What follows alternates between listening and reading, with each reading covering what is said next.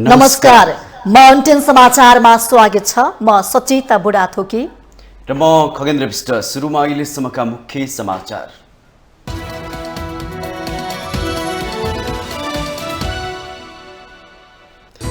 भारत भ्रमणको प्रमुख उद्देश्य दुई देशबीचको सम्बन्धलाई नयाँ उचाइमा पुर्याउनु रहेको प्रधानमन्त्री प्रचण्डको भनाई। आज भारतीय समकक्षी नरेन्द्र मोदीसँग औपचारिक वार्ता। राष्ट्रपतिले विवादास्पद नागरिकता विधेयक प्रमाणीकरण गरेसँगै मुलुकको राजनीति तरङ्गित। तरङ्गको केन्द्रमा नागरिकता विधेयकसँगै प्रधानमन्त्री प्रचण्डको भारत भ्रमण पनि। राष्ट्रिय सार्वभौमिकताको पक्षमा सरकार दिइरहेको गृहमन्त्री श्रेष्ठको भनाई। राष्ट्रहित विपरीतका गतिविधिमा कुनै सम्झौता नहुने स्पष्ट उक्ति। सुनले ढाकेको आफ्नो फोटो सामाजिक सञ्जालमा ट्रोल गरेको प्रति एमाले अध्यक्ष ओलीको आपत्ति। ज्ञान कला र क्षमताको दुरुपयोग हुन नहुनेमा जोड। पशुपतिको जलहरीका सम्बन्धमा सत्य तथ्य पत्ता लगाउनु पर्ने संसदीय समितिको निष्कर्ष। सबै सुन प्रयोग भएको पुष्टि हुने विवरण पेश नहुँदा शङ्का। रुसको 2 ठूला तेल प्रशोधन केन्द्रमा ड्रोन आक्रमण। हमलापछि भएको आगलागीमा नियन्त्रणमा। मस्को सहितका क्षेत्रमा युक्रेनले ड्रोन आक्रमण गरिरहेको रुसको दाबी। र स्पेनको सेभिया कीर्तिमानी 7औं पटक युरोपा लिग फुटबल उपाधि हात पार्न सफल। इटालियन क्लब रोमा टाई ब्रेकरमा 4-1 गोल अन्तरले पराजित।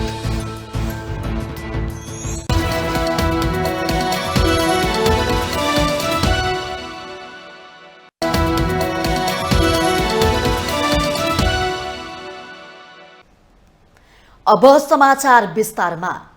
प्रधानमन्त्री पुष्पकमल दाहालले भारत भ्रमणमा व्यस्त हुनुहुन्छ। 4 दिने भारत भ्रमणको पहिलो साँझ बुधबार नयाँ दिल्ली स्थित नेपाली दूतावासको आयोजनामा भएको राति भोजमा प्रधानमन्त्री दाहालले दुई देशबीचको सम्बन्धलाई थप बलियो बनाउनु आफ्नो भ्रमणको उद्देश्य रहेको बताउनु भएको छ।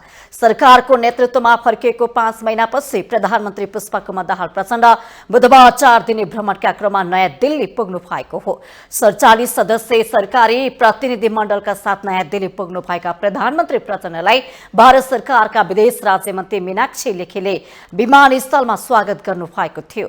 लेखी सहित विदेश मन्त्रालयका अधिकारीहरू र दिल्ली स्थित नेपाली राजदूत शंकर शर्मा पनि विमानस्थलमा पुग्नु भएको थियो। प्रधानमन्त्री प्रचण्डको स्वागतको लागि विमानस्थल बाहिर सांस्कृतिक कार्यक्रम तथा झाँकी प्रदर्शन गरिएको थियो।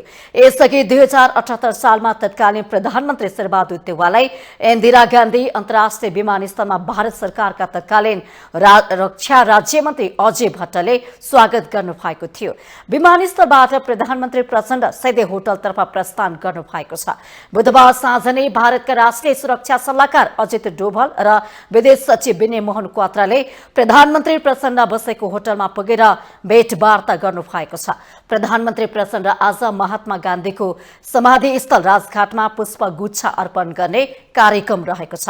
त्यसअघि हैदराबाद हाउसमा समकक्षी नरेन्द्र मोदीसँग द्विपक्षीय वार्ता हुनेछ। प्रधानमन्त्री प्रचण्डले आजै भारतीय राष्ट्रपति र उपराष्ट्रपतिसँग भेटवार्ता गर्ने कार्यतालिका रहेको छ।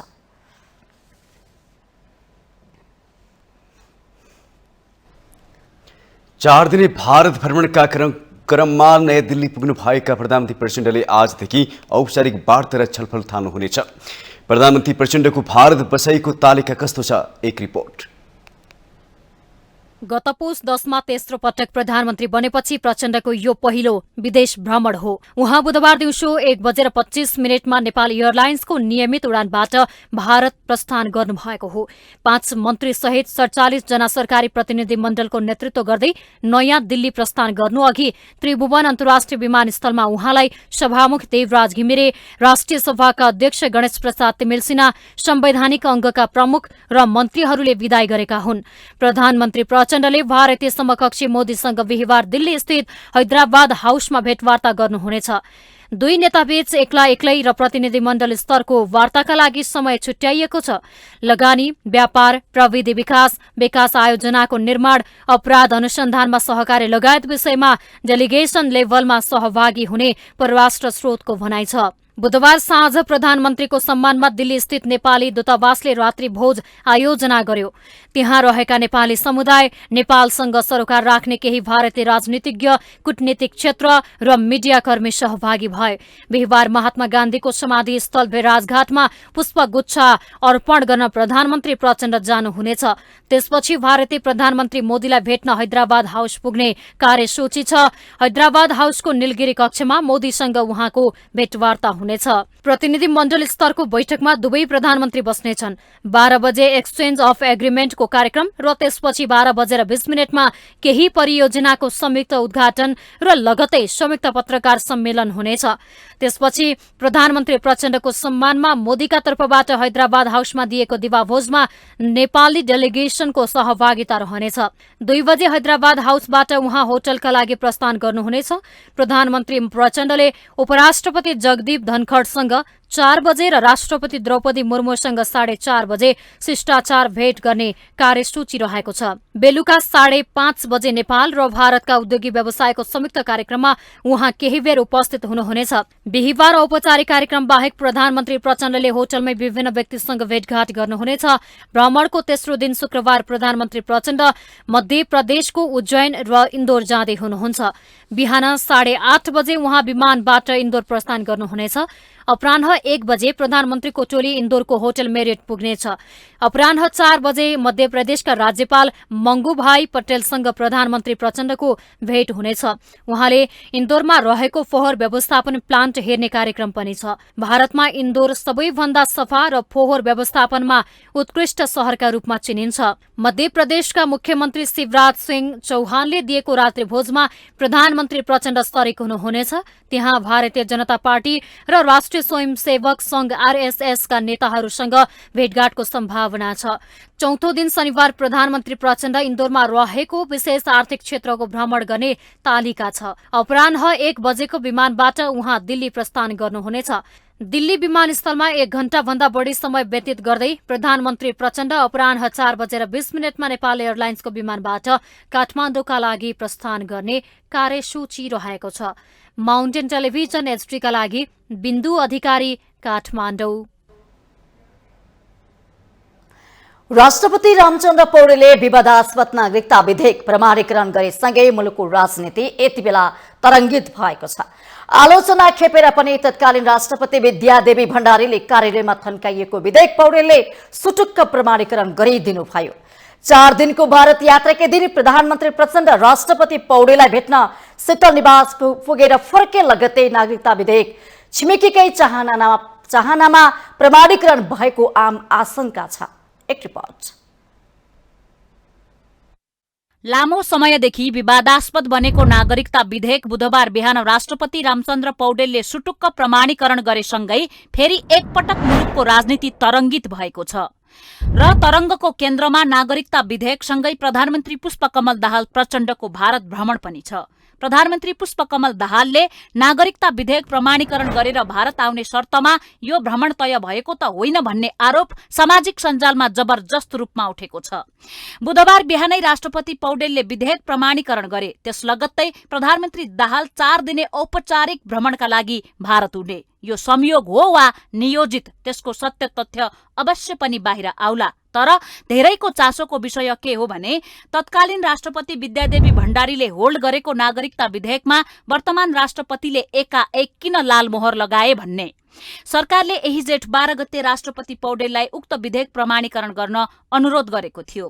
त्यसको 6 दिनमै नेपालको स्वाधीनता र सार्वभौमिकतासँग जोडिएको विधेयक राष्ट्रपति पौडेलले आफ्नो निजी सम्पत्ति जस्तो गरेर किन प्रमाणीकरण गरे? यो गम्भीर प्रश्न राष्ट्रपति पौडेल समक्ष तेर्सिएको छ। तत्कालीन राष्ट्रपति विद्यादेवी भण्डारीले विधेयक पेश गर्ने मध्ये तल्लो सदन अर्थात् प्रतिनिधि सभाको पदावधि सकिएकाले नयाँ जनादेश सहितको प्रतिनिधि सभाले फेरि विधेयक पेश गरे विचार गर्ने जवाफ संसदमा लेखेर पठाएकी थिइन्। अहिले नयाँ जनादेश सहितको प्रतिनिधि सभा छ। त्यसकारण यही अवस्थामा विधेयक प्रमाणीकरण गर्नुको सट्टा संसदमा नयाँ विधेयक लैजानुपर्छ भन्ने कानूनी क्षेत्रका जानकारहरूको तर्क पनि थियो। तर राष्ट्रपति पौडेलले पुरानै विधेयक प्रमाणीकरण गरेपछि राष्ट्रपतिको अधिकार र सीमा तथा विधेयकको संवैधानिक अस्तित्वबारे समेत प्रश्नहरू उब्जिएका छन्। त्यति मात्र होइन, जुन प्रावधानहरू यो विधेयकमा छन् ती प्रावधानले नेपालको स्वाधीनता, सार्वभौमिकता र भौगोलिक अखण्डतालाई समाप्त गर्न सक्छ भन्ने आम जनताको चिन्ता पनि छ। यही नागरिकता विधेयकका कारण मुलुकको भविष्य नै खतरामा पर्ने तर्क धेरैले गरिरहेको अवस्थामा किन नागरिकता विधेयक पास गर्नै पर्ने भयो? त्यो पनि प्रधानमन्त्रीले भारत भ्रमणमा जानुभन्दा केही घण्टा अघि मात्रै। विगतदेखि नै भारतमा नेपाली महिला बिहे गरेर जाँदा नागरिकता लिन 7 वर्ष कुर्नुपर्छ। भारतबाट बिहे गरेर नेपाल आउने महिलाहरूलाई किन तुरुन्तै नागरिकता दिने भन्ने विवाद छ। त्यसमाथि नागरिकता जस्तो कानूनी प्रावधानमा मुलुककै सर्वोच्च पदमा बसेको व्यक्तिले शंका गरिसकेपछि जनताको सार्वभौम भनिने संसदमा छलफल किन भएन? के सत्तामा बसेकाहरूले आफ्नो सत्ता जोगाउन यस्तो कदम चालेर मुलुकलाई भट्खालोमा हाल्न खोजेका हुन् त? प्रतिपक्षमा बस्दा राष्ट्रियताको मुद्दा उचाल्ने दलहरूले सत्तामा जाँदा किन यस्तो सौदाबाजी गर्छन्?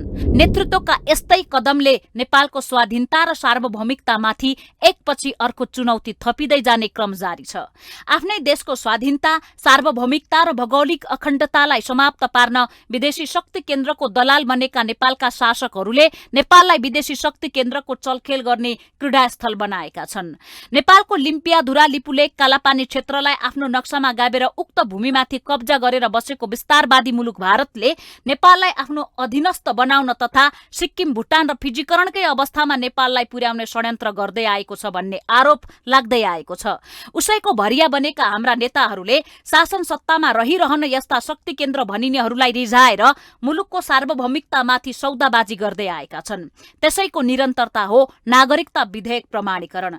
सत्ता स्वार्थका लागि जस्तोसुकै राष्ट्रघाती काम गर्न तत्पर रहेको नेतृत्व वर्गले भू राजनैतिक संवेदनशीलता र यसको जटिलतालाई समेत नजरअन्दाज गर्दै आएको छ। त्यसको मूल्य चुकाउनु परेको छ नेपालको राष्ट्रियता र नेपाली नागरिकले। यो विधेयक प्रमाणीकरण भएसँगै अब 2072 साल असोज 3 गते अघि जन्मका आधारमा नागरिकता प्राप्त गरेका नागरिकका सन्तानले बाबुआमा दुवै नेपालको नागरिक रहेको अवस्थामा निज 16 वर्षको भएपछि वंशजका आधारमा नेपालको नागरिकता प्राप्त गर्नेछन्। यसरी नागरिकता लिएका सन्तान मध्ये हाल 5 लाख भन्दा बढी नागरिकता पाउनबाट वञ्चित थिए, जसले अब नेपाली नागरिकता पाउनेछन्। यस्तै विधेयकमा नेपालभित्र फेला परेका बुबा आमाको ठेगाना नभएको प्रत्येक नाबालक निजको बुबा वा आमा पत्ता नलागेसम्म वंशजको नाताले नेपालको नागरिक मान्ने, नेपालको नागरिक आमाबाट नेपालमा जन्म भई नेपालमा नै बसोबास गरेको र बाबुको पहिचान हुन नसकेको व्यक्तिले वंशजका आधारमा नेपालको नागरिकता प्राप्त गर्ने,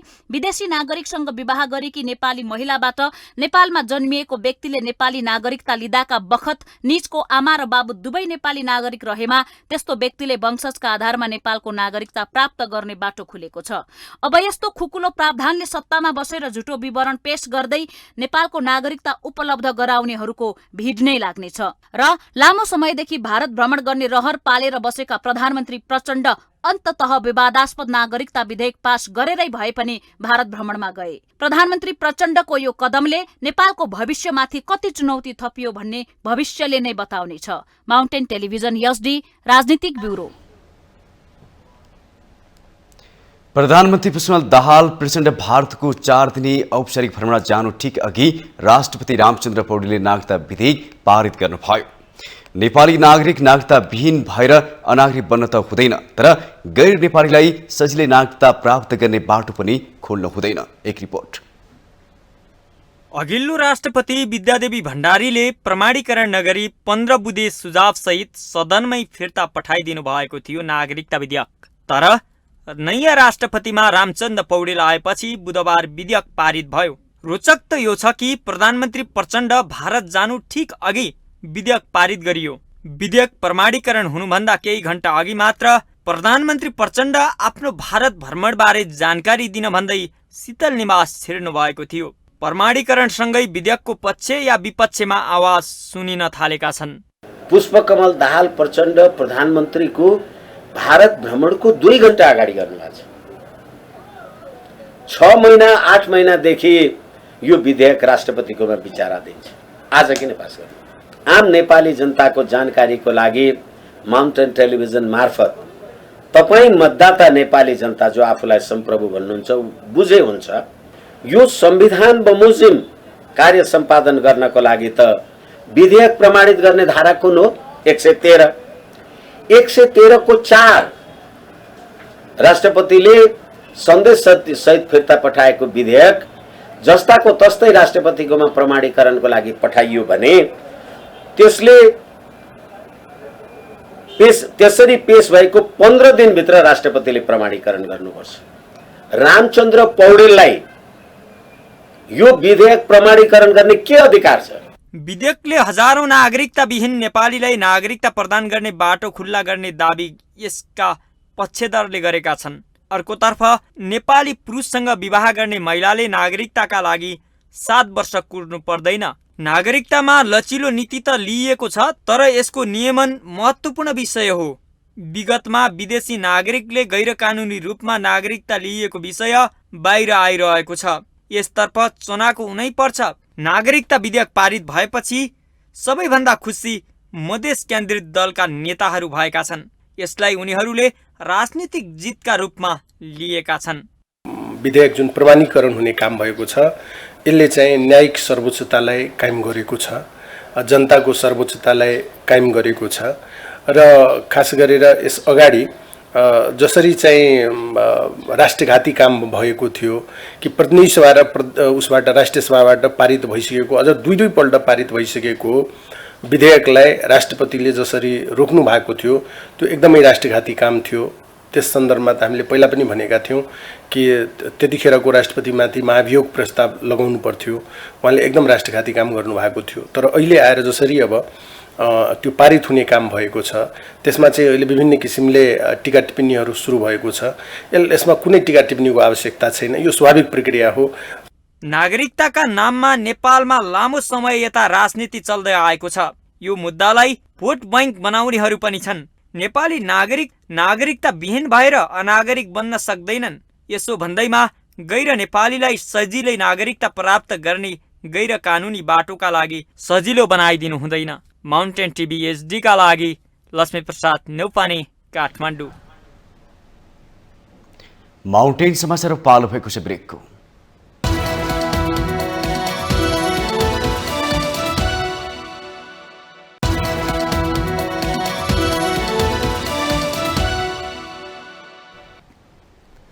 ब्रेकपछि पुनः स्वागत छ। अब बाँकी समाचार। प्रधानमन्त्री प्रचण्डको भारत भ्रमणलाई मुलुकमा चासोको साथ हेरिएको छ। भारतमा प्रधानमन्त्री जाँदा सबैको चासो हुनु स्वाभाविक नै हो। प्रधानमन्त्री प्रचण्डले भारतसँग के कस्ता मुद्दा उठाउनु होला, अनि कस्तो सम्झौता हुँदैछ भनेर महत्त्वको साथ लिएको छ। एक रिपोर्ट। सरकारी र गैर सरकारी गरी झण्डै 120 जनाको लाओ लस्कर सहित प्रधानमन्त्री पुष्पकमल दाहाल प्रचण्ड यति बेला भारतको राजधानी नयाँ दिल्लीमा हुनुहुन्छ। नागरिकता विधेयक प्रमाणित भएपछि भारत भ्रमण निस्किनु भएका प्रचण्डले के कस्ता विषयलाई प्राथमिकतामा राख्नुहोला भन्ने प्रमुख विषय बनेको छ। उहाँको टोलीमा अर्थ, ऊर्जा, परराष्ट्र, जलस्रोत तथा सिंचाई, भौतिक पूर्वाधार तथा यातायात, त्यसैगरी उद्योग, वाणिज्य तथा आपूर्ति मन्त्री गरी 5 जना त मन्त्री नै छन्। यो भ्रमणका क्रममा रेकर्ड कायम हुने गरी सार्वजनिक अभिव्यक्ति दिँदै आउनु भएका प्रधानमन्त्री प्रचण्ड आफ्नो भ्रमण उपलब्धिमूलक हुनेमा आशावादी देखिनुहुन्छ। तर विगतदेखि नै थाँतिरहेका मुद्दाहरूमा भारत समाधानमुखी नभइदिँदा आशा निराशामा परिणत हुने गरेको विगत छ। सीमानादेखि असमान सन्धिका बारेमा कुरा गर्न नचाहने भारतीय रवैया यसपालि कस्तो रहला भन्नेमै प्रधानमन्त्री प्रचण्डको भ्रमणको उपलब्धिमापन हुनेछ। मैले प्रधानमन्त्रीलाई दुईटा कुरामा सल्लाह दिएको छु। एउटा यो सिमानाको बारेमा जुन विवाद छ भारत र नेपालको बिचमा, त्यो सीमा विवादलाई समाधान गर्नलाई प्रधानमन्त्रीजीले आफूसित भएको प्रमाणहरू राम्ररी अध्ययन गरेर खुट्टा दह्रो पारेर कुरा गर्नुपर्छ। कुरा गर्नको लागि अब अध्ययन गर्नलाई उहाँलाई समय हुँदैन। यस पटकको भ्रमणमा भारतसँग दुई देशमा हुने ई-पेमेन्टमा अर्थ मन्त्रालयले हस्ताक्षर गर्दैछ। नेपाल र भारतबीच 25 वर्षका लागि विद्युत खरिद सम्झौता, तल्लो अरुण र फुकोट कर्णाली जलविद्युत विकास आयोजनाबारे ऊर्जा मन्त्रालयले सम्झौता गर्दैछ। कञ्चनपुर र दार्चुला जिल्लाको महाकाली नदीमा चाँदनी दोधारा र झुलाघाट क्षेत्रमा पुलहरू निर्माण गर्न भौतिक पूर्वाधार मन्त्रालयले सम्झौता गर्दैछ। यस्तै पेट्रोलियम पाइपलाइन सम्बन्धी विषयमा उद्योग वाणिज्य तथा आपूर्ति मन्त्रालयले सम्झौता गर्दैछ। यी सम्झौताहरूलाई नेपालको हितमा कार्यान्वयनमा ल्याउनु पर्ने पूर्व परराष्ट्र मन्त्री प्रकाश चन्द्र लोहनीको सुझाव छ। राष्ट्रिय स्वार्थ र नेपाली जनताको आत्मसम्मानलाई दृष्टिगत गरेर त्यसमा केन्द्रित भएर भारत मित्र राष्ट्र भारतसित आपसी हितका कुराकानी गरेर विश्वासको वातावरण खडा गर्नुहोस् भन्ने हामीले सुझाव दियौँ। मलाई मेन त्यही हो। विश्वकै ठूलो लोकतन्त्र र आर्थिक समुन्नतको सूचाङ्कमा उभिएको भारतका तर्फबाट नेपालले फराकिलो आशा गर्नु स्वाभाविक हो। तसर्थ प्रधानमन्त्री प्रचण्डको यो भ्रमणमा नयाँ सम्झौता र सहमतिको बुँदामा हस्ताक्षर गरेर आफ्नो भ्रमणको औपचारिकता पूरा गर्न मात्रै भन्दा पनि भएका र थाँती रहेका वर्षौंदेखिका उल्झनलाई प्रष्ट रूपमा राख्न र कार्यान्वयन गर्ने वातावरण बनाउन सके मात्रै भ्रमणलाई उपलब्धि मान्न सकिन्छ। माउन्टेन टेलिभिजन HD का लागि बटुक राजगिरीको रिपोर्ट। उपप्रधान एवं गृहमन्त्री नारायण काजी श्रेष्ठले सरकार राष्ट्रिय सार्वभौमिकता, भौगोलिक अखण्डता, स्वाधीनता र स्वाभिमानको पक्षमा दृढ रहेको बताउनु भएको छ। बुधबार मन्त्रालयमा राष्ट्रिय प्रजातान्त्रिक युवा संगठनले बुझाएको ज्ञापन पत्र ग्रहण गर्दै उहाँले राष्ट्रिय सार्वभौमिकता, भौगोलिक अखण्डता, स्वाधीनता र स्वाभिमानको पक्षमा दृढ रहेको जिकिर गर्नु भएको हो। गृहमन्त्री श्रेष्ठले नेपालको राष्ट्रियतासँग सम्बन्धित मुद्दाहरूमा सरकारको ध्यानाकर्षण भएको भन्दै राष्ट्रिय हित विपरीतका गतिविधिमा कुनै सम्झौता नहुने स्पष्ट पार्नुभयो। कतिपय मुद्दामा सरकारले भारतसँग कूटनीतिक माध्यमबाट छलफल गरिरहेको उहाँले जानकारी गराउनुभयो। यसको प्रतिकूल कुनै काम गरिने छैन र तपाईहरुले भन्नुभएका कतिपय मुद्दाहरूको बारेमा सरकारले कूटनीतिक माध्यमबाट भारत सरकारसँग छलफल गरिरहेको छ र ती इतिहासले हामीलाई दिएका ती मुद्दाहरू जो नेपालको राष्ट्रिय सार्वभौमिकता र भौगोलिक अखण्डताका विरुद्ध छन् र हाम्रो भौगोलिक अखण्डताको रक्षाका निम्ति हामीले ऐतिहासिक तथ्य र प्रमाणका आधारमा छलफल गरेर टुङ्गो लगाउनका निम्ति भारत सरकारसँग वार्ता गरिराखेका छौँ। भारतको नयाँ संसद भवनमा अखण्ड भारतको नक्सामा नेपालको सार्वभौमिक सत्ता, राष्ट्रिय अखण्डता र राष्ट्रियता विरुद्ध नेपालको भूभाग समेटेको प्रति राष्ट्रिय प्रजातान्त्रिक युवा संगठनले ध्यानाकर्षण गराएको हो। उनीहरूले भारतले सीमा अतिक्रमण गरेको, सीमावर्ती क्षेत्रमा आपराधिक क्रियाकलाप गरेको भए पनि सरकारले कुनै चासो नदिएको भन्दै ज्ञापन पत्र बुझाएका हुन्।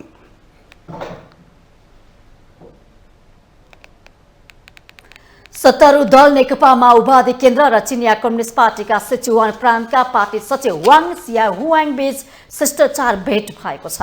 बुधबार बिहान पार्टी केन्द्रीय कार्यालय पेरिस डाँडामा सचिव वाङ सहितको 14 सदस्यीय प्रतिनिधि मण्डलले नेकपा माओवादी केन्द्रका नेताहरूसँग भेट गरेको हो। भेटका क्रममा दुई पार्टीका बीचमा सम्बन्ध विस्तार सुदृढ गर्ने विषयमा छलफल भएको माओवादी उपाध्यक्ष कृष्ण बहादुर महराले बताउनु भएको छ। उहाँ चाहिँ वास्तवमा यो सिचुवान प्रान्तको सेक्रेटरी आउनुभएको थियो। उहाँको नेतृत्वमा आएको टिम हो। धेरै महत्त्वपूर्ण टिम नै लाग्यो।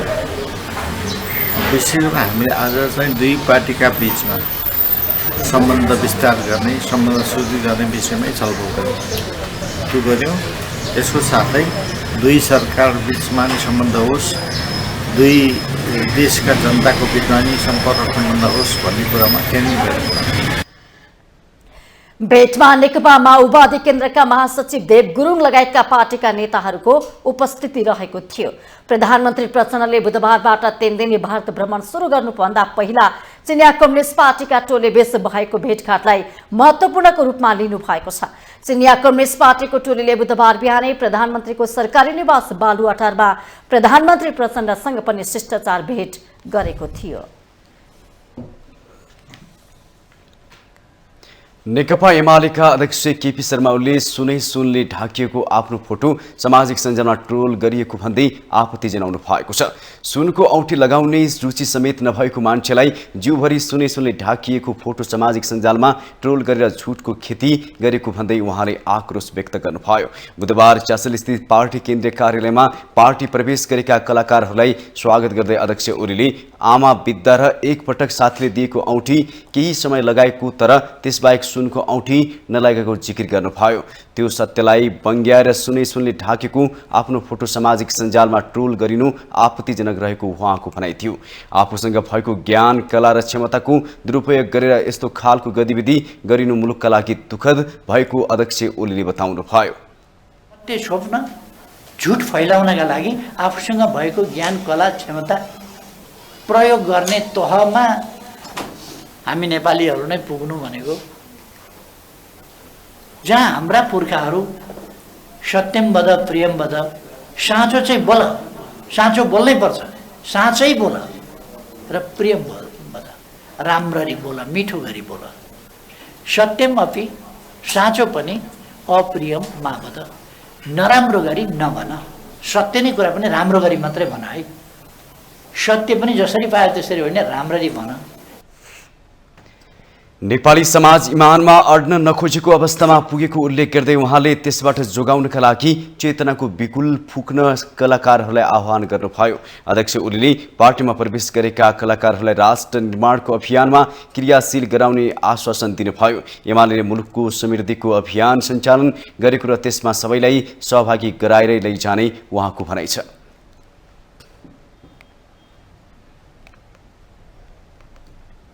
माउन्टेन समाचारमा पालो भएको छ ब्रेकको।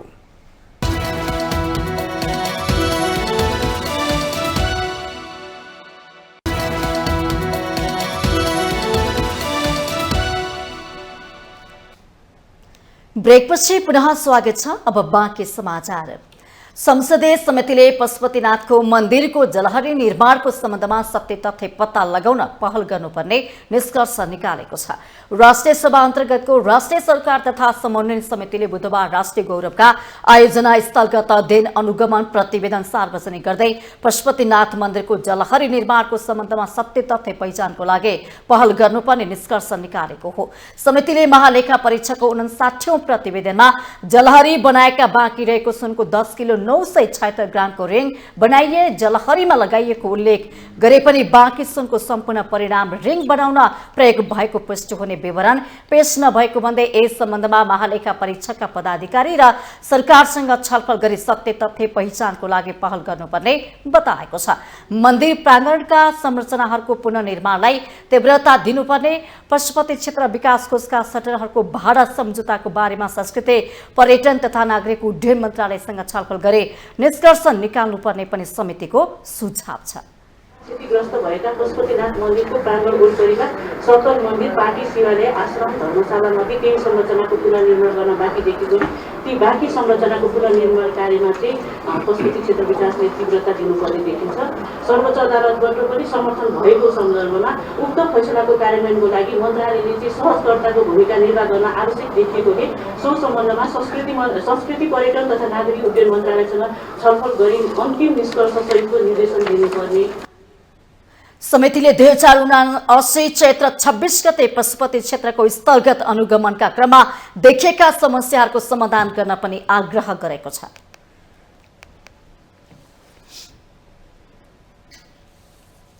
संसदको सार्वजनिक लेखा समितिमा अहिलेसम्म 121 वटा उजुरी परेका छन्। बुधबार सिंहदरबारमा बसेको समितिको बैठकमा ज्येष्ठ सदस्य सभापति अर्जुन नरसिंह केसीले 121 वटा उजुरी परेको जानकारी दिनुभयो। समितिले जुनसुकै विचाराधीन पुराना फाइल खोलेर त्यसमाथि अनुसन्धान अघि बढाउन सक्ने उहाँले प्रश्न पार्नुभयो।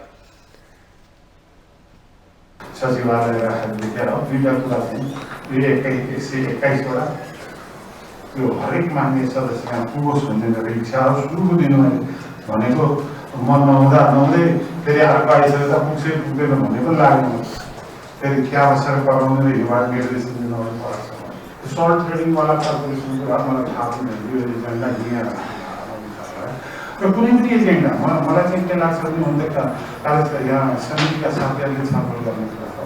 व्यक्तिका उजुरी सबै कति हेर्न सक्छ, कति हेर्न सक्दैन, अहिले मान्यो यसरी भन्नुभएको छ स्क्रुटाइजर समिति गठन गर्नुपर्छ, त्यो पनि एउटा राम्रो आइडिया हो। समितिले बैठक सञ्चालन सम्बन्धी आन्तरिक कार्यविधिको मस्यौदा बनाउन 5 सदस्यीय उपसमिति पनि बनाएको छ। बैठकमा बोल्दै नेकपा एमालेका सचिव तथा सांसद योगेश कुमार भट्टराईले सार्वजनिक लेखा समितिले सरकारले गर्ने आर्थिक क्रियाकलापलाई नजिकबाट हेर्ने भएकाले समितिप्रति जनताको भरोसा रहेको दावी गर्नुभयो। समितिले कसैलाई आतंकित पार्नु नहुने भन्दै उहाँले तथ्यका आधारमा निष्कर्ष निकाल्नु पर्नेमा जोड दिनुभयो। आशा भरोसा आम नागरिकमा छ, अपेक्षा छ, सबै समितिमा छ। तर लेखा समितिप्रति अझै ज्यादा विशेष किन छ भने यसले चाहिँ सरकारका आर्थिक क्रियाकलापहरूलाई नजिकबाट हेर्ने भएको हुनाले। राप्रपाका सांसद विक्रम पाण्डेले सबै सरकारी निकायहरूप्रति जनताको विश्वास गुमेको जिकिर गर्दै गुम्न लागेको विश्वास कायम गर्नुपर्ने चुनौती रहेको बताउनु भयो। लेखा समितिले जनताले गुमाउन लागेको विश्वासलाई फेरि जगाउने कामहरू हुने गरी काम गर्नुपर्ने मैले देखेको छु र अन्तिम चाहिँ लेखा समितिले सही तरिकाले काम गरेको छ र वास्तविक बेरोजुलाई कारबाहीलाई अगाडि बढाएको छ भन्ने कुराहरू हामीले थाहा पाउने गरेर बुझ्ने गरेर कारबाही गर्नुपर्ने अवस्था छ। एमाले सांसद गोकुल प्रसाद बासकोटाले समितिको बैठक कुनै पनि विषयवस्तु बिना बोलाइनु ठिक नभएको टिप्पणी गर्नुभयो। न समयको बारेको कुनै म्यानेज छ, न कुनै पूर्व तयारी छ। विषयवस्तु जानकारी भएको त्यसको बारेमा सोधी खोजी बुझ्ने, आफूले पनि सोध्ने बुझ्ने, सत्य तथ्य थाहा पाउनका निम्ति प्रयास गर्ने कुरा हुन्छ। त्यो केही पनि नभएको बेलामा के बोल्ने, त्यो एउटा समस्या हो। त्यसैले चाहिँ यो चिज चाहिँ ठिक भएन। मैले यो कुरा ध्यान पनि गराउन चाहन्छु। सांसद बासकोटाले समिति बैठकमा पार्टीको हुई भन्दा पनि सत्य तथ्य कुरा निर्धक्क भएर राख्नु सक्नुपर्ने बताउनु भयो।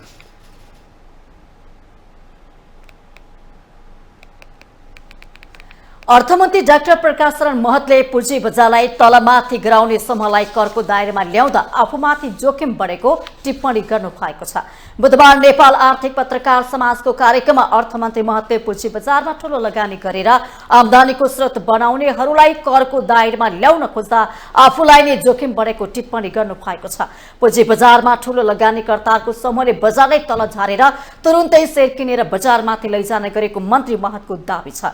स्वार्थ समूहहरूले अर्थमन्त्रीले शेयर बजारलाई समाप्त पार्न खोज्यो, 60 लाख लगानीकर्ता समाप्त हुने भए भन्ने जस्ता दुष्प्रचार गरिरहेको उहाँले बताउनु भएको छ। उहाँले अहिले पुँजी बजारबाट धेरै आमदानी गर्नेहरू करको दायरामा नआएको पनि उल्लेख गर्नुभयो।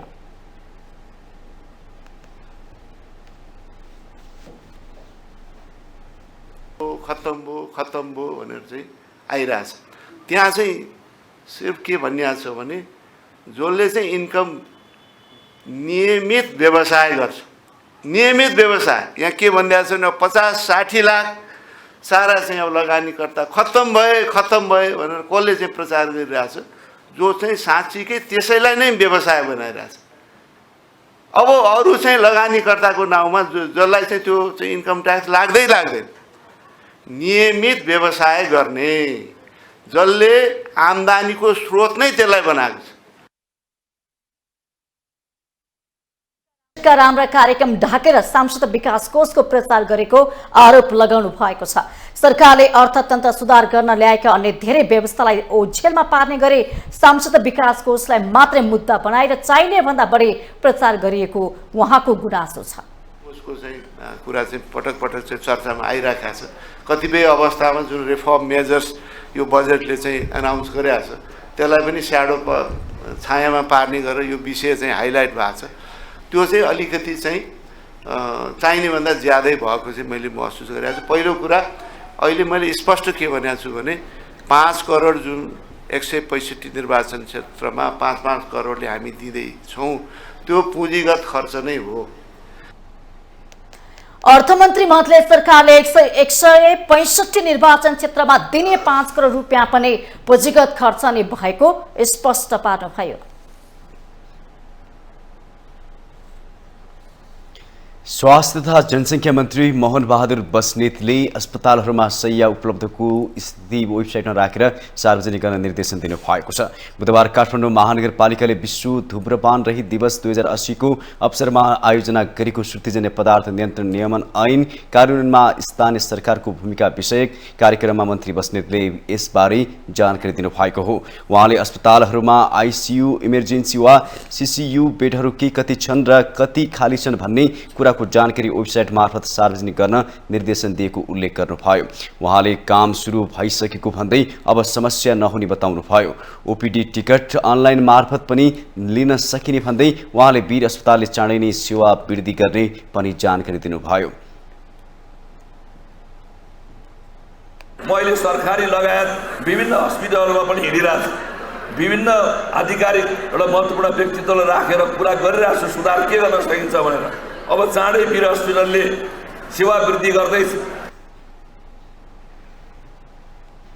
उहाँले नेपाल संसारभरमा श्रुतिजन्य पदार्थमा सबभन्दा कम कर लिने मुलुक भएको भन्दै कर बढाउनु पर्ने बताउनु भयो। श्रुतिजन्य पदार्थमा कम्तीमा 20% कर थपिए त्यसबाट उठ्ने राजस्व गरीब बिमारीहरूको उपचारमा प्रयोग गर्नुपर्ने उहाँको भनाइ थियो। मन्त्री बस्नेतले गुलियो पेय पदार्थ र जङ्क फुडबाट पनि नागरिकलाई टाढा राख्नुपर्ने बताउनु भयो।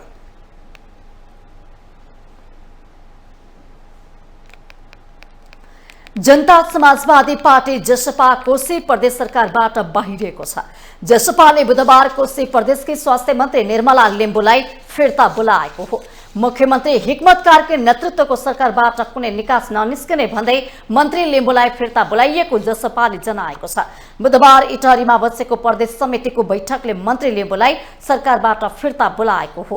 कोशी नामाकरणको विरोधमा भइरहेको पहिचान पक्षधरको आन्दोलनमा जसपाको समर्थन रहेको छ। सरकारमा पनि बस्ने, आन्दोलनमा पनि समर्थन गर्ने कुरा नमिलेको भन्दै आलोचना भइरहेको बेला जसपा सरकारबाट बाहिरिएको हो। साथै मन्त्री लिम्बुले सदनमा नामाकरणका बेला विपक्षमा हस्ताक्षर नगरेकाले पनि पार्टी नेतृत्व उनीसँग असन्तुष्ट भएको बुझिएको छ। समर्थन फिर्ता लिने निर्णय गरेको जसपा सरकारबाट पनि बाहिरिएको छ। जसपाले सरकार छोडेपछि कार्की नेतृत्वको सरकार सङ्कटमा परेको छ। गत पुस 24 गते माओवादी केन्द्र, राप्रपा र जसपाको समर्थनमा नेकपा एमाले संसदीय दलका नेता हिक्मत कुमार मुख्यमन्त्री नियुक्त हुनु भएको थियो। माओवादी र जनता समाजवादी पार्टीले समर्थन फिर्ता लिएको अवस्थामा कोशी प्रदेशमा सरकार फेरबदल हुने अवस्था आउनेछ।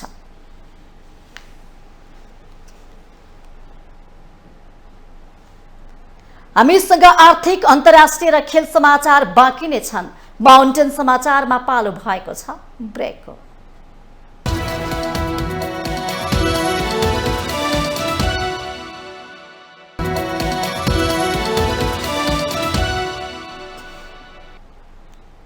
ब्रेकपछि स्वागत छ पालो आर्थिक समाचारको। आर्थिक समाचारको साथमा जगदम्बा सुपर साइन तथा ग्याल्बा प्लस जीवनभरको भरोसा। रिद्धि सिद्धि सिमेन्ट रोबोटिक ल्याबमा बनेको स्मार्ट सिमेन्ट।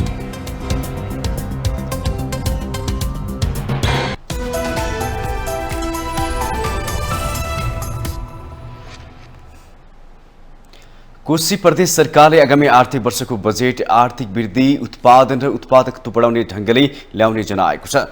बुधबारको प्रदेश सभा बैठकमा विनियोजन विधेयक 2080-81 को सिद्धान्त र प्राथमिकता पेश गर्दै आर्थिक मामिला मन्त्री समेत रहनुभएका मुख्यमन्त्री हिक्मत कार्कीले प्रदेश सरकार मानव पुँजीको विकास, रोजगारीको अवसर सृजना गर्दै सेवा प्रवाहमा सुधार गरी सुशासन प्रवर्धन गर्न र स्रोत साधनको समुचित परिचालनमा केन्द्रित हुने दावी गर्नुभयो। उहाँले औद्योगिक उत्पादन, व्यापार र निर्माण क्षेत्रमा सुस्तता आएकाले यस वर्षको आर्थिक वृद्धि न्यून हुने सरकारको प्रचेतन रहेको सुनाउनुभयो। सरकारले प्रदेश स्तरमा सरकारी, निजी र सरकारी क्षेत्रको लगानी वृद्धि गरी अर्थतन्त्रको विकास गर्नेतर्फ आगामी बजेट केन्द्रित हुने बताएको छ। त्यसका लागि उत्पादनशील क्षेत्रमा लगानी परिचालन गरी उत्पादन एवं उत्पादकत्व वृद्धि गर्दै रोजगारीका अवसर सृजना मार्फत अर्थतन्त्रलाई गतिशील बनाउँदै आर्थिक वृद्धि र स्थायित्व कायम गर्ने मुख्यमन्त्रीले प्रश्न पार्नुभयो। प्रदेशमा रहेका निरपेक्ष निरक्षेप गरिबको रेखा मुनि रहेका जनसङ्ख्या क्रमशः कम गर्दै लगिने विषय पनि सरकारको प्राथमिकता रहेको छ। प्रदेश सरकारले संघीय लोकतान्त्रिक शासन व्यवस्थालाई थप सुदृढ बनाउँदै साधन स्रोतको परिचालनमा जोड दिइने पनि उल्लेख गर्नुभयो। विकास पूर्वाधारका लागि क्षेत्रगत रूपमा प्रादेशिक स्तरका आयोजना छनौट गरी तिनको प्रभावकारी कार्यान्वयन मार्फत प्रदेशलाई मुलुककै समुन्नत प्रदेशको रूपमा विकास गर्दै लगिने घोषणा प्रदेश सरकारले गरेको छ। आर्थिक तथा प्राविधिक हिसाबले सम्भाव्यता देखिएका आयोजनाहरूमा बजेट प्रस्ताव गरिने उल्लेख गर्दै मुख्यमन्त्री कार्यालयले प्राथमिकता प्राप्त क्षेत्रमा साधन स्रोतको अभाव हुन नदिने प्रतिबद्धता जनाउनु भएको छ।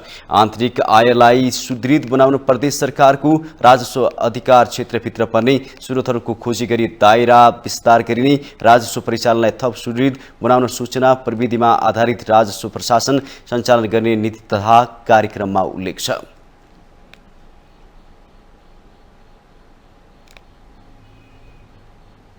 पूर्व अर्थमन्त्री डाक्टर युवराज खतिवड़ाले सरकारले बजेट मार्फत आगामी आर्थिक वर्षमा लिएको 6% को आर्थिक वृद्धिको लक्ष्य पूरा हुन नसक्ने दावी गर्नु भएको छ। बुधबार एक कार्यक्रममा पूर्व अर्थमन्त्री डाक्टर खतिवड़ाले आन्तरिक स्रोतको कारण 6% को आर्थिक वृद्धिको लक्ष्य पूरा हुन नसक्ने दावी गर्नु भएको हो। सरकारको आन्तरिक स्रोत नै कमजोर रहेको उहाँले तर्क गर्नुभयो। सरकारले भने अनुसार वैदेशिक लगानीमा आए यो लक्ष्य पूरा हुने खतिवड़ाले बताउनु भएको छ। उहाँले साधारण खर्च कटौतीको योजना राम्रो भएको भन्दै तलब कटौती गरेर नभई राष्ट्रपति कार्यालयबाट यसको सुरुवात गर्न आवश्यक रहेको उल्लेख गर्नुभयो। विगत लामो समयदेखि अर्थमन्त्रीहरू संसदीय प्रणालीमा अर्थतन्त्रका नीतिहरूको चेपुवामा पर्ने अनुभव रहेको उहाँको भनाइ छ। के हो भने अर्थमन्त्रीले मैले संसदमा बोलेको छु, रेकर्डमा होला, कि आफूले गरेको निर्णयमा जीवन पर्यन्त ऊ जिम्मेवार हुनुपर्छ। मेरो पद गयो, अब मैले जे गरे थाहा पाए, थाहा पाएनन् भनेर उम्कन पाइँदैन। त्यो जीवन पर्यन्त हुनुपर्छ। त्यो जिम्मेवारी लिन तयार हुने अर्थमन्त्रीलाई क्वेसन गर्दाखेरि त्यही व्यावसायिक ढङ्गले मात्रै गर्नुपर्छ। खतिवड़ाले करका दरलाई लिएर पदको बाजी नराख्न अर्थमन्त्री डाक्टर प्रकाश महतलाई सुझाव दिनु भएको छ। उहाँले अर्थमन्त्री आफूले गरेको कामको पूर्ण जिम्मेवारी हुने हो भने पदबाट भाग्न नहुने बताउनु भएको छ। प्रणालीकै आवश्यकताको आधारमा करका दर फेरेको हुन सक्ने भन्दै त्यसमा विश्वस्त रहेको डाक्टर खतिवड़ाले बताउनु भएको छ। अर्थमन्त्री मात्र इमान्दार भएर नहुने, कर्मचारी तन्त्र पनि इमान्दार हुन आवश्यक रहेको उहाँको भनाइ छ।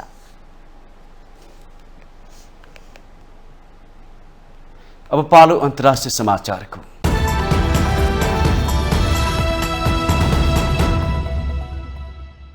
रुसको 2 ठूला प्रशोधन केन्द्रमा ड्रोन आक्रमण भएको छ। रुसको पूर्वी क्रास्नोदार क्षेत्रमा रहेको यफिस्की तथा इल्की तेल प्रशोधन केन्द्र ड्रोन आक्रमणबाट क्षति भएको रुसले पुष्टि गरेको अन्तर्राष्ट्रिय सञ्चार माध्यमहरूले जनाएका छन्। क्रास्नोदार क्षेत्रको नोभोरोसिस्क शहरमा रहेको यी 2 ठूला तेल प्रशोधन केन्द्रमा ड्रोन आक्रमण भएको हो। आक्रमणपछि भएको आगलागी नियन्त्रणमा लिएको छ। उक्त प्रशोधन केन्द्रहरूबाट वार्षिक 44 लाख ब्यारल तेल उत्पादन हुँदै आएको छ, जसले अन्तर्राष्ट्रिय बजारमा 1.5% हिस्सा ओगटेको छ। ड्रोन आक्रमण गर्नेको बारे यकिन भएको छैन।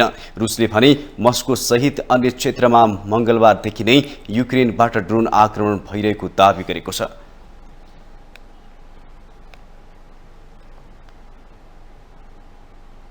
उत्तर कोरियाको जासुसी भू उपग्रह प्रक्षेपण असफल भएको छ। उत्तर कोरियाले प्रक्षेपण गरेको जासुसी भू उपग्रह प्रक्षेपण पश्चिमी जल क्षेत्रमा खसेर दुर्घटनाग्रस्त भएको सरकारी समाचार समितिले Korean central news agency KCNA ले जनाएको छ। उत्तर कोरियाको नेशनल एरोस्पेस डेभलपमेन्ट एडमिनिस्ट्रेसनले बुधबारको आजको दुर्घटनाबाट पाठ सिक्दै चाँडोभन्दा चाँडो अर्को उपग्रह प्रक्षेपण गर्ने बताएको छ। रकेट इन्जिन प्रणाली र इन्धनका कारण दुर्घटना भएको प्रारम्भिक विवरणमा उल्लेख गरेको छ। एरोस्पेस एजेन्सीले स्याटेलाइट प्रक्षेपणमा देखा परेका गम्भीर त्रुटिहरूको विस्तृत अध्ययन गर्ने, तिनलाई हटाउन तत्काल वैज्ञानिक र प्राविधिक उपायहरू गर्ने र विभिन्न भागको परीक्षण गरी जति सक्दो चाँडो दोस्रो प्रक्षेपण गर्ने उत्तर कोरियाले जनाएको छ। उत्तर कोरियाले अमेरिकी सैन्य गतिविधिलाई सूक्ष्म ढंगले निगरानी गर्ने योजना अनुसार यही जेठ 28 भित्रमा जासुसी उपग्रह प्रक्षेपण गर्ने योजना विफल भएको अन्तर्राष्ट्रिय सञ्चार माध्यमहरूले जनाएका छन्। यो प्रक्षेपणले दक्षिण कोरियाको राजधानी सोलमा हल्लीखल्ली मचियो भने जापानमा दक्षिणमा ओकिनावाका बासिन्दालाई सतर्क रहन सुरक्षा चेतावनी जारी गरिएको थियो।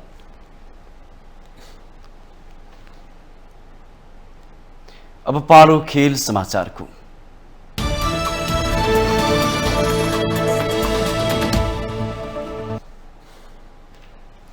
स्पेनको सेभियाले कीर्तिमानी 7औं पटक युरोपा लीग फुटबल उपाधि हात पारेको छ।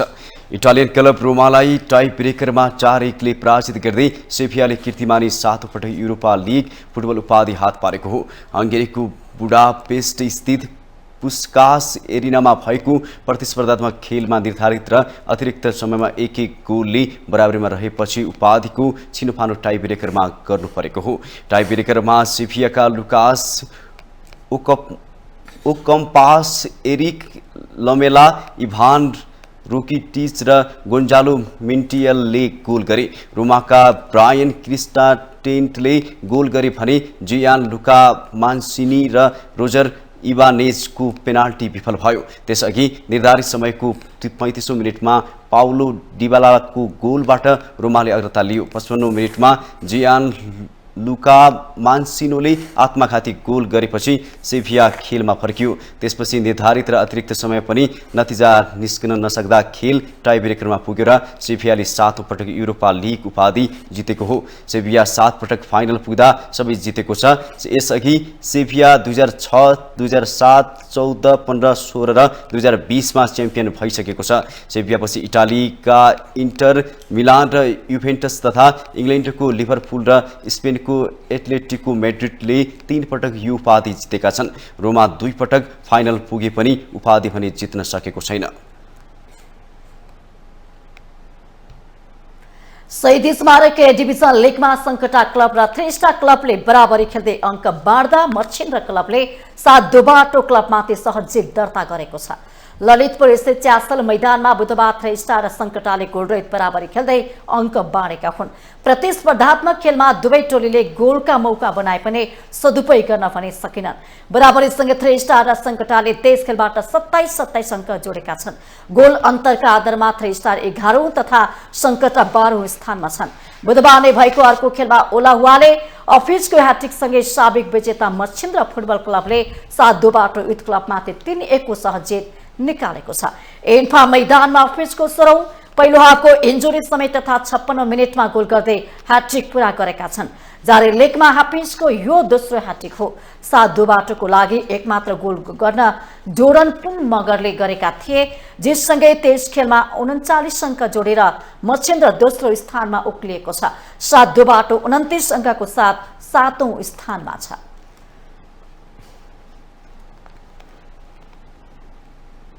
माउन्टेन समाचारमा पालो भएको छ ब्रेकको।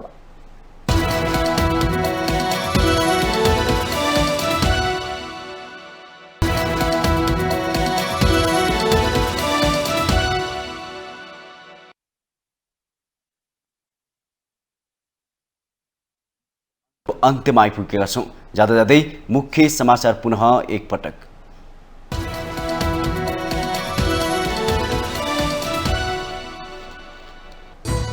भारत भ्रमणको प्रमुख उद्देश्य दुई देश बीचको सम्बन्धलाई नयाँ उचाइमा पुर्याउन रहेको प्रधानमन्त्री प्रचण्डको भनाई। आज भारतीय समकक्षी नरेन्द्र मोदीसँग औपचारिक वार्ता। राष्ट्रपतिले विवादास्पद नागरिकता विधेयक प्रमाणीकरण गरेसँगै मुलुकको राजनीति तरङ्गित। तरङ्गको केन्द्रमा नागरिकता विधेयक सँगै प्रधानमन्त्री प्रचण्डको भारत भ्रमण पनि। राष्ट्रिय सार्वभौमिकताको पक्षमा सरकार दिइरहेको गृहमन्त्री श्रेष्ठको भनाई। राष्ट्र हित विपरीतका गतिविधि कुनै पनि सम्झौतामा हस्ताक्षर नहुने स्पष्ट उक्ति। सुने ढाकिएको आफ्नो फोटो सामाजिक सञ्जालमा ट्रोल गरिएको प्रति एमाले अध्यक्ष ओलीको आपत्ति।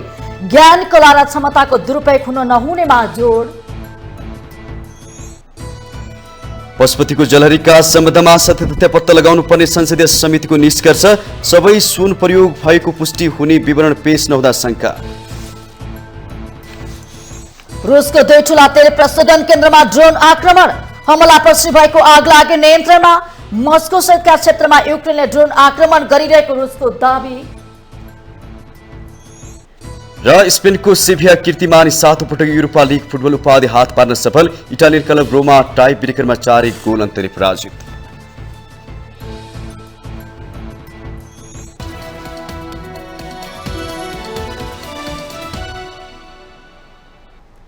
माउन्टेन समाचार अहिलेलाई सकियो। सत्य, तथ्य र निष्पक्ष समाचारको लागि माउन्टेन टेलिभिजन HD हेर्दै रहनुहोला। नमस्कार।